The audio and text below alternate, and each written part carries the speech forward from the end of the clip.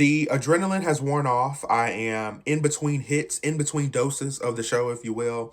So let's use this brief, and I do mean brief, period of lucidity to really talk about episode 3. For me, 10 out of 10. I loved it. I feel like my expectations were already astronomically high because of the first 2 episodes, and they were definitely exceeded. I was giggling and kicking my feet all night long.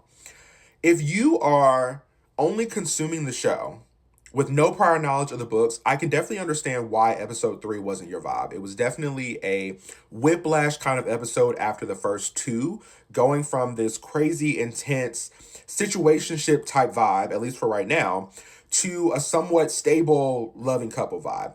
However, to say that it wasn't a good episode because you wanted Shane and Ilya, I think is a stretch. I think it's a reach, and I think you should just say you're here for the fucking and not for the story. Call it what it is.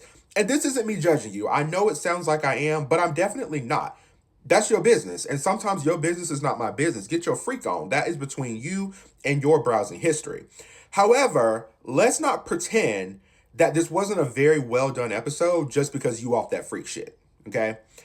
I need an entire season of Scott and Kit. I haven't yet read their book, so I'm not sure how much of their story was told in this one episode, but I think the dynamic between them is really sweet. I love how Scott, from the very beginning, was like, this is my situation.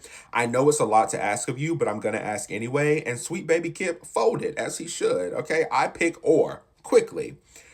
Scott telling Shane, you're starting to sound like him, had me weak. And I'm glad he said it too, because Shane and Ilya were really trying to bitch him in this episode. And I did not like that. I know it's part of the game, but still. Very much giving, we are from the same place. The Bronx, the world, okay? We see each other, don't you forget that. And it wouldn't really be a true situationship if they didn't cause you to act out of character a time or two. Lastly, I love Elena. I was a little worried at first because I thought we were heading down hating ass bitch territory, and that other girl over in Mystic Falls done took that name and done some real damage to it. But I fuck with Elena, and honestly, everybody, but especially queer people, need an Elena in their lives.